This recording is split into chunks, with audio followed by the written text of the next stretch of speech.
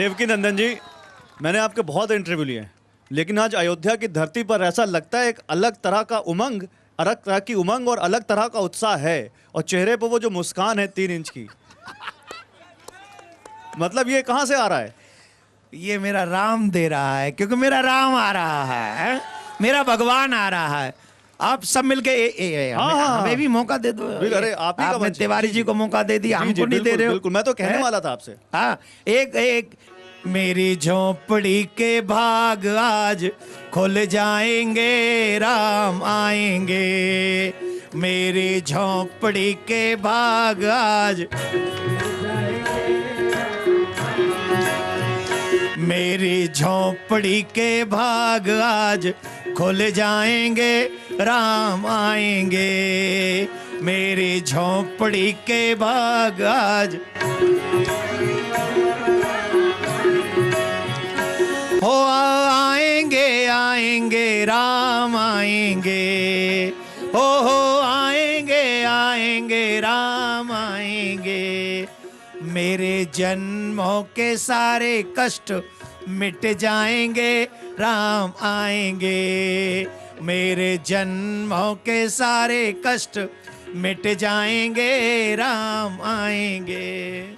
राम आएंगे तो पल ना झुलाऊंगे, राम आएंगे तो हो राम आएंगे तो पल ना झुलाओगे, राम आएंगे तो ओ मेरे जन्मों के सारे पाप कट जाएंगे, राम आएंगे। मेरे जन्मों के सारे पाप कट जाएंगे, राम आएंगे, आएंगे, राम आएंगे। राम आएंगे, आएंगे, राम। मेरी झोपड़ी के भाग आज खुल जाएंगे, राम आएंगे। मेरी झोपड़ी के भाग आज खुल जाएंगे। क्या बात है, बहुत। देखिए, जय श्री राम। अरे जोर से बोलो जरा, विराज जाओ। रामायण जो हमने पढ़ी, रामायण जो हमने सुनी, रामायण जो हमने देखी, राम राज्य का लोकतंत्र आज के लोकतंत्र से कहीं ज्यादा बेहतर, कहीं ज्यादा ऊपर था। वहां सवाल पूछने की आजादी थी और वहां पर एक जनमानस का अंतिम पंक्ति में खड़ा एक शख्स, एक धोबी भी सवाल पूछता है वहां पर, तो उसको उसका जवाब दिया जाता है। अग्नि परीक्षा से सीता माता को गुजरना पड़ता है। और आज अगर कोई सरकार पे सवाल पूछ देता है तो उसको विधर्मी विरोधी ठहरा दिया जाता है, उसको कह दिया जाता है कि ये राम विरोधी है। राम ने कभी उसको विरोधी नहीं कहा, अर्बन नक्सल ठहरा दिया जाता है, कह दिया जाता है कि ये तो सनातन विरोधी है। देखिए, मैं एक बात जानता हूं, इस बात को बड़े ढंग से समझिए। मुझे जो राम राज्य की कल्पना है, हम लोग अयोध्या में बैठे हैं, अयोध्या की ये घटना है उस समय की है जब भगवान श्री राम राज्य कर रहे थे। तो भगवान, मर्यादा देखना किसको मर्यादा कहते, बहुत गजब की। एक स्वान, एक डॉग भगवान के महल के आगे रोने लगा, रोता गया, रोता गया, महल के अंदर नहीं गया। तो राम जी ने कहा, लक्ष्मण जाके देखो कि कोई महल के बाहर रो रहा है, जाओ जरा चेक करो कौन है। तो उसने अपना दुख बताया कि मैं राम जी को कुछ शिकायत सुनाना चाहता हूं। तो भगवान श्री राम के पास लक्ष्मण जी लौट के आए, बोले आपको कुछ सुनाना चाहते हैं। बोले आप उसे ले आओ भीतर, उसे भीतर ले आओ। तो लक्ष्मण गए, बोले चलो भीतर राम जी को सुनाओ। स्वान की सुनना, अंग्रेजी में उसे डॉग कहते हैं, हमारे यहां उसे कुत्ता भी कहते हैं, लेकिन सांस्कृतिक भाषा में उसे स्वान कहते हैं। स्वान ने कहा कि राम जी को कहो बाहर आए, मैं भीतर नहीं जा सकता। अरे बोले क्यों, भगवान आएंगे तुम्हारे लिए, तुम चलो।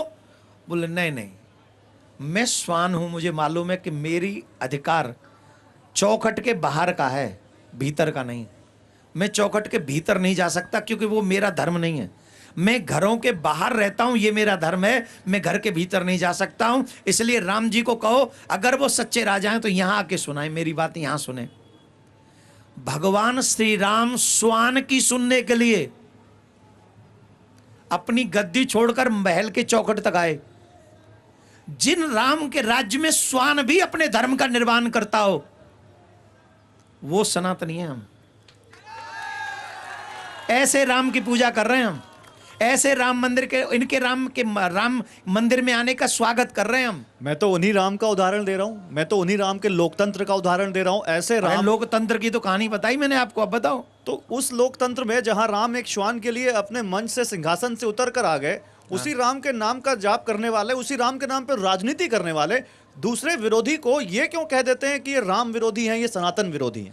नहीं, देखो, ये राजनीतिक एजेंडा है, उनका वक्तव्य है, उसके पीछे मेरा कोई वक्तव्य हो नहीं सकता। मैं धर्माचार्य हूं, अगर मैं सनातनी धर्म गुरु हूं तो मुझे सनातन की बात, अपने धर्म की बात कह सकता हूं। तो कौन आप पार्टी क्या करती है, मुझे क्या मतलब नहीं, उससे? आप उन नेताओं को धर्माचार्य होने के नाते सीख तो दे सकते हैं राम की। मैं तो सभी पार्टियों के नेताओं को यह कह रहा हूं कि अगर राम जी एक कुत्ते की बात को सुनने के लिए अपनी गद्दी छोड़कर जा सकते हैं, तो जो अपने अपने नगर के वो हैं, क्या नाम है, प्रतिनिधि हैं, उनको अपने क्षेत्र में रहने वाले हर प्रतिनिधि की सुनवाई करनी चाहिए। और अगर वो ना आ सकता हो तो आपको वहां पर जाना चाहे चाहिए, वो किसी भी धर्म का हो, किसी का भी हो, अगर जनप्रतिनिधि हो वहां के तो, लेकिन हो न्याय, अन्याय ना हो। अब हम और एक और बात क्या बोल दें कि नहीं, ये भी हमें पिंच करते रहते ना, बोल दो। जिस समय भगवान श्री राम, ये सभी राजनीतिक, हर एक राजनीति के लोगों को ध्यान से सुननी चाहिए बात, जितने भी लोग ये समझते हैं कि हम नेता बन जाएं, एमएलए बन जाएं, एमपी बन जाएं, अगर आप सनातनी हो तो एक चीज को सुन लो। भगवान श्री राम ने लक्ष्मण को बन जाते समय एक बात कही थी, जा सुराज प्रिय प्रजा दुखारी, सो नृप अवश्य नरक अधिकारी। जिस राजा के राज्य में प्रजा दुखी होती है वो राजा नरकगामी होता है। इसलिए लक्ष्मण, तुम यहां रहो, मैं जा रहा हूं, मेरे पिताजी दुखी हैं तो पूरी प्रजा का ध्यान तुम रखना। ये भगवान श्री राम ने लक्ष्मण को समझाया था। हम लोग जो एमएलए एमपी जो भी बनते बेचारे, उनको इस बात का ध्यान रखना चाहिए कि हम एमएलए एमपी बन के सिर्फ सरकारी सैलरी नहीं लें। मेरे क्षेत्र में जितने भी लोग हैं, मैं उनके दुख दर्द में हमदर्द हो सकूं, उनकी सहायता कर सकूं, वही सही मायने में सेवा है और वही सही मायने में शासन है। क्या बात है। जब आपने सेवा और शासन की बात की, जोरदार तालियां एक बार हो जाएं।